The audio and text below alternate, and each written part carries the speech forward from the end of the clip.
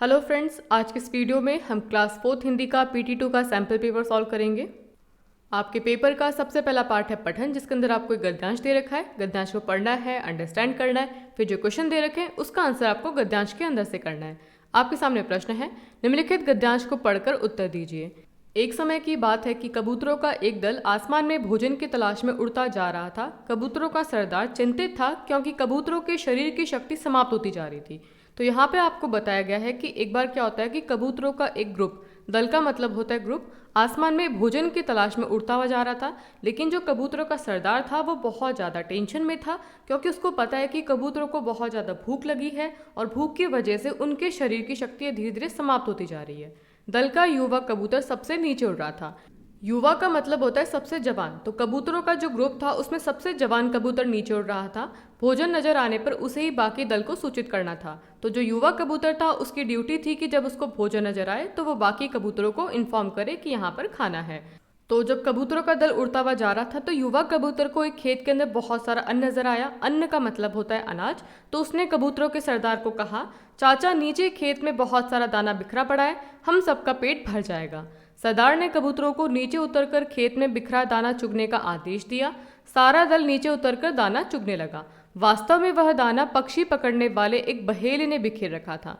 देखिए बच्चों, पक्षी पकड़ने वाले को बहेलिया कहा जाता है। बहेलिया क्या करता है कि एक खुली ज़मीन पर बहुत सारा दाना बिखेर देता है, क्योंकि उसको पता है कि जब पक्षी ऊपर से उड़ते हुए जाएंगे उन्हें भूख लगेगी तो वो नीचे आके दाना चुगेंगे। जब वो दाना चुगने लगेंगे तो क्या होगा कि उनके ऊपर जाल डाल दिया जाएगा और इस तरीके से पक्षियों को पकड़ लिया जाएगा।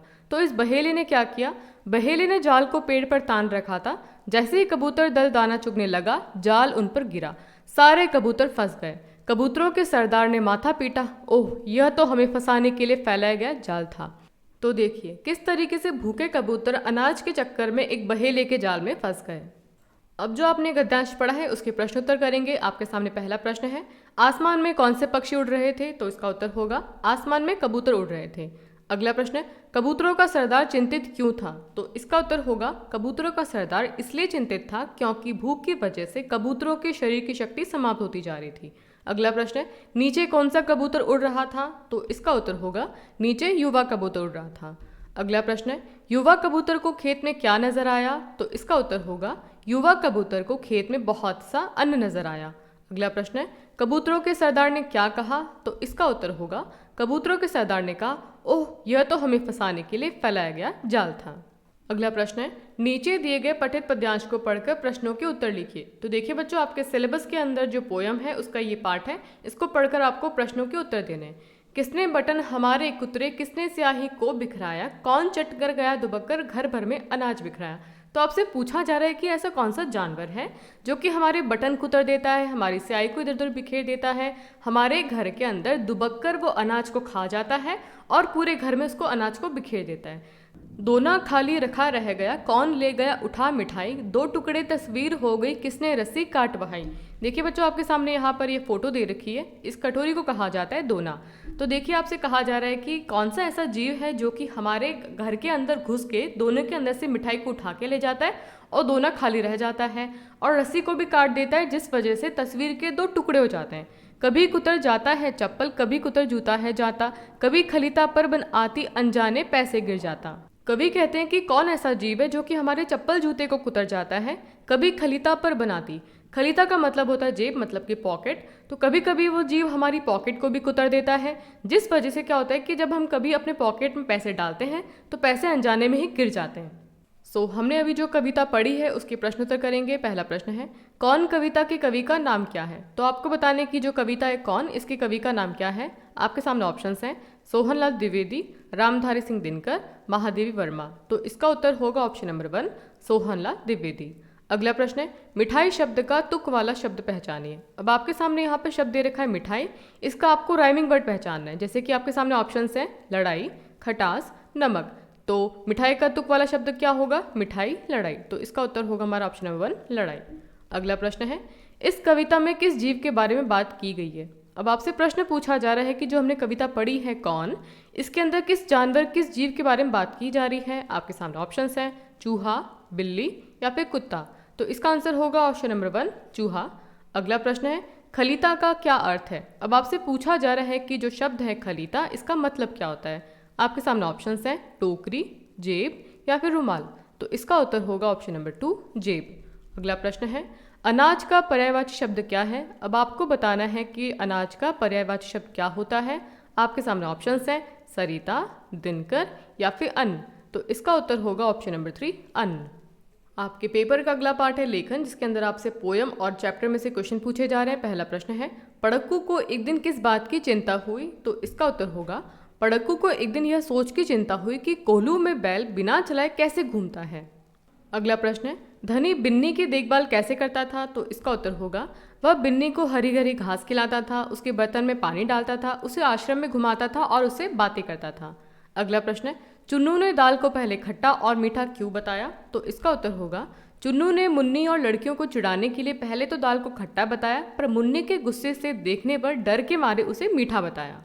आपके पेपर का अगला पार्ट है व्याकरण, जिसके अंदर आपसे प्रश्न पूछा जा रहा है संज्ञा शब्दों को पहचान कर गोला लगाएं। तो सबसे पहले आपको पता होना चाहिए कि संज्ञा का मतलब क्या होता है। तो देखिए बच्चों, जहाँ पर हमको किसी के नाम का पता चलता है, जैसे किसी इंसान का नाम है, किसी जगह का नाम है, किसी नदी का नाम है, किसी चीज़ का नाम है, तो जहाँ पर हमको कहीं पे भी नाम का पता चलता है उसे कहा जाता है संज्ञा। अब आपके सामने यहाँ पे शब्द दे रखे हैं जैसे कि मोहन, सीता, पहनना, राम, काटना, बोलना, आम। तो आपको बताना है कि इनमें से संज्ञा शब्द कौन सा है। तो देखिए मोहन नाम है, सीता भी नाम है, राम भी नाम है और आम भी नाम है। तो ये सब हमारे क्या हैं? संज्ञा शब्द हैं। अगला प्रश्न है विशेषण शब्द को रेखांकित कीजिए। तो देखिए बच्चों, विशेषण शब्द उन शब्दों को कहा जाता है जो किसी की विशेषता को बताते हैं। जैसे कि आपके सामने वाक्य है यह घोड़ा तेज दौड़ता है। तो देखिए यहाँ पे घोड़े की बात की जा रही है कि घोड़ा कैसे दौड़ता है? तेज दौड़ता है। तो यहाँ पे घोड़े की विशेषता बताई गई है कि घोड़ा तेज दौड़ता है। अगला शब्द है राधा मीठा गाना गाती है। तो देखिए यहाँ पे राधा की विशेषता बताई गई है कि राधा मीठा गाना गाती है। तो यहाँ पे मीठा जो शब्द है वो विशेषण शब्द है। अगला प्रश्न है निम्नलिखित शब्द के 2 पर्यायवाची लिखो। तो आपको यहाँ पर हवा के 2 पर्यायवाची शब्द लिखने हैं। तो हमारे शब्द होंगे पवन और वायु। अगला प्रश्न है निम्नलिखित शब्दों के बहुवचन लिखो। अब आपके सामने यहाँ पे लिखा है किताब और रोटी, इनका आपको बहुवचन लिखना है। तो किताब का बहुवचन क्या होगा? किताबें, और रोटी का बहुवचन होगा रोटियां। अगला प्रश्न है निम्नलिखित मुहावरे से वाक्य बनाओ। अब आपके सामने मुहावरा दे रखा है दिन रात एक करना, जिसका मतलब होता है बहुत मेहनत करना। तो इसके ऊपर आपको वाक्य बनाना है। तो इसका वाक्य होगा मोहन ने कक्षा में प्रथम स्थान पाने के लिए दिन रात एक कर दिया था। आपके पेपर का अगला पार्ट है रचनात्मक लेखन। इसमें आपसे प्रश्न पूछा गया है प्यारे बापू गांधी जी के बारे में 5 वाक्य लिखो। तो इसको इस तरीके से लिखेंगे हम। पहला वाक्य होगा महात्मा गांधी का पूरा नाम मोहनदास करमचंद गांधी था। उनका जन्म 2 अक्टूबर 1869 को गुजरात के पोरबंदर में हुआ था। उनके पिता का नाम करमचंद गांधी और माता का नाम पुतलीबाई था। महात्मा गांधी को बापू और राष्ट्रपिता के नाम से भी जाना जाता है। और अंतिम वाक्य होगा महात्मा गांधी ब्रिटिश शासन के खिलाफ भारतीय स्वतंत्रता आंदोलन के नेता थे। आपके पेपर का अगला पार्ट है वर्तनी। इसके अंदर आपसे प्रश्न पूछा गया है सही शब्द पर गोला लगाएं। अब आपके सामने यहाँ पे शब्द दे रखे हैं उलझन, उलझन, उलझन या फिर उलझन। तो आपको बताना है कि इसमें से उलझन की सही स्पेलिंग कौन सी है। तो हम इस पे गोला लगाएंगे। अगला शब्द है आपके सामने मुश्किल। ये मुश्किल, मुश्किल, मुश्किल और मुश्किल। तो आपको बताना है कि इसमें से मुश्किल की सही स्पेलिंग कौन सी है। तो हम इस पे गोला लगाएंगे। अगला प्रश्न है बिखरे अक्षरों से सही शब्द बनाएं। अब आपके सामने यहाँ पे अक्षर आगे पीछे दे रखे हैं, इनको आपको अरेंज करके सही शब्द बनाना है। जैसे कि ना, शा, नी। तो इससे क्या बनेगा? नी, शा, ना। इससे बना निशाना।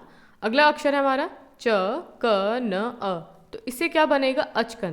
अ, च, क, न। और अचकन का मतलब होता है बंद गले का कोट। अगला प्रश्न है शुद्ध करके लिखो। अब आपके सामने यहाँ पे शब्द है स्वतंत्र। ये स्पेलिंग गलत है, इसको आपको शुद्ध करके लिखना है। तो कैसे लिखेंगे हम? आधा स, व, त पे न की मात्रा और त्र। तो इससे क्या बना हमारा? स्वतंत्र। तो देखिए बच्चों, आज की वीडियो में हमने आपका हिंदी का सैम्पल पेपर सॉल्व किया। आई होप ये वीडियो आपके लिए बहुत ही ज़्यादा इंपॉर्टेंट होगा। वीडियो अच्छा लगा तो वीडियो को लाइक करना है, दोस्तों के साथ शेयर करना है, और चैनल पे नए हैं तो चैनल को सब्सक्राइब करें। Thanks for watching.